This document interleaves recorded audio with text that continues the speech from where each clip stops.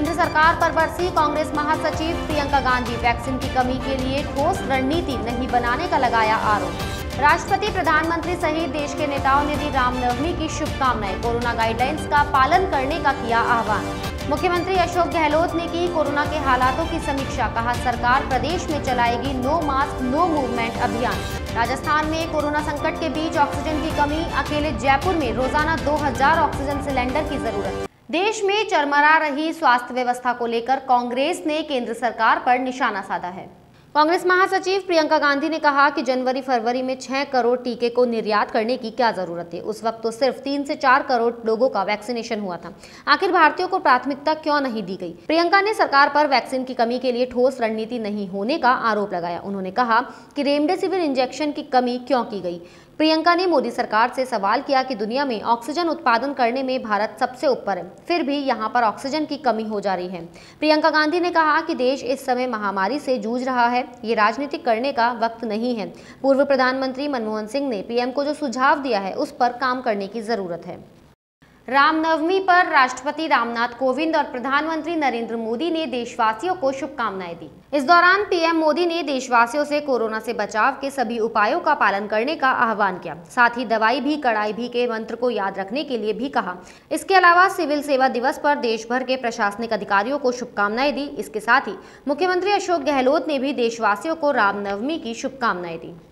Kanpur encounter के mastermind और gangster विकास दुबे के एनकाउंटर के मामले में उत्तर प्रदेश पुलिस को बड़ी सफलता मिली। इस केस की जांच करने के लिए सुप्रीम कोर्ट द्वारा गठित retired justice BS Chauhan committee ने यूपी पुलिस को क्लीन चिट दे दी है। कमेटी को यूपी पुलिस के खिलाफ कोई सबूत नहीं मिले हैं। विकास दुबे के एनकाउंटर के बाद सुप्रीम कोर्ट द्वारा गठित retired justice BS Chauhan committee ने कई पुलिसकर्मियों से पूछताछ की, लेकिन उनको एक भी पुख्ता सबूत नहीं मिले जिससे ये साबित हो सके कि एनकाउंटर फर्जी था। साक्ष्यों के में विकास दुबे एनकाउंटर मामले में यूपी पुलिस को क्लीन चिट दे दी गई है।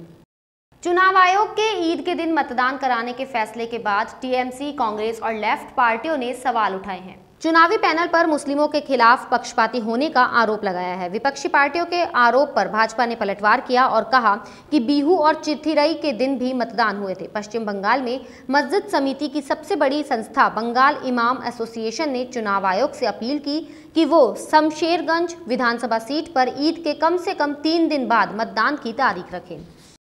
देश में कोरोना महामारी के चलते रेमडेसिविर इंजेक्शन की मांग और उसकी कमी से जूझ रहे लोगों के लिए राहत की खबर है। केंद्र सरकार ने इस इंजेक्शन व इसके कच्चे माल के आयात पर कस्टम्स ड्यूटी खत्म कर दी है। इससे ये सस्ते हो सकते हैं। देश में कोविड-19 के बढ़ते मामलों के बीच सरकार ने रेमडेसिविर, इसके कच्चे माल और वायरल रोधी दवा बनाने में इस्तेमाल होने वाले अन्य सामान पर सीमा शुल्क समाप्त करने की घोषणा की है। इस कदम से रेमडेसिविर इंजेक्शन की घरेलू आपूर्ति बढ़ाने और लागत घटाने में मदद मिलेगी। कोरोना वायरस की दूसरी लहर घातक साबित हो रही है और हर दिन के साथ सर्वाधिक मौतों का रिकॉर्ड बना रही है।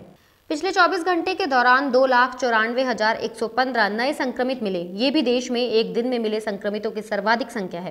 पहली बार देश में एक दिन में 2000 से अधिक लोगों की कोरोना से मौत हुई है। इसी के साथ महामारी से मरने वाले कुल संक्रमितों की संख्या बढ़कर 1,82,570 हो गई है। क्रिकेटर महेंद्र सिंह धोनी के माता पिता कोरोना पॉजिटिव पाए गए हैं। उन्हें रांची के पल्स सुपर स्पेशलिटी हॉस्पिटल में एडमिट कराया गया है। धोनी इन दिनों इंडियन प्रीमियर लीग में खेल रहे हैं। टीम इंडिया के पूर्व कप्तान महेंद्र सिंह धोनी के पिता पान सिंह और माता देवकी सिंह को रांची के अस्पताल में भर्ती कराया गया है। चेन्नई सुपर किंग्स के कप्तान धोनी मुंबई में है। राजस्थान में कोरोना संक्रमण की रफ्तार थमती नहीं दिख रही है। इस वजह से राज्य सरकार अब कोरोना प्रोटोकॉल तोड़ने वालों के खिलाफ कड़े कदम उठाने जा रही है। मुख्यमंत्री अशोक गहलोत ने सीएम आवास से राज्य के सभी मेयर, डिप्टी मेयर, वरिष्ठ चिकित्सा विशेषज्ञों और विभिन्न विभागों के सीनियर अधिकारियों के साथ वीडियो कॉन्फ्रेंसिंग की। इस दौरान उन्होंने सभी से राज्य में कोरोना की वर्तमान स्थिति की जानकारी ली। वीडियो कॉन्फ्रेंसिंग के बाद अशोक गहलोत ने ट्वीट किया, कोरोना की दूसरी घातक लहर पर नियंत्रण के लिए राज्य सरकार नो मास्क नो एंट्री से एक कदम आगे बढ़कर पूरी सख्ती के साथ प्रदेश में नो मास्क नो मूवमेंट अभियान चलाएगी। संक्रमण की चेन तोड़ने के लिए ये जरूरी हो गया है कि बिना मास्क के कोई भी घर से बाहर ना निकले। राजस्थान में कोरोना संकट के बीच ऑक्सीजन की भी कमी हो रही है। जयपुर के अकेले RUHS में रोजाना 960 ऑक्सीजन सिलेंडर की खपत है। पूरे जयपुर की बात करें तो यहाँ रोजाना 2000 ऑक्सीजन सिलेंडर की जरूरत पड़ रही है। अलवर और भरतपुर में ऑक्सीजन सिलेंडर की भारी कमी है। दोनों जिलों के CMHO RMSCL को लेकर पत्र भी लिख चुके हैं। इस बुलेटिन में फिलहाल इतना ही। अगर आपको हमारा वीडियो पसंद आया हो तो हमारे चैनल को लाइक, शेयर और सब्सक्राइब जरूर करें।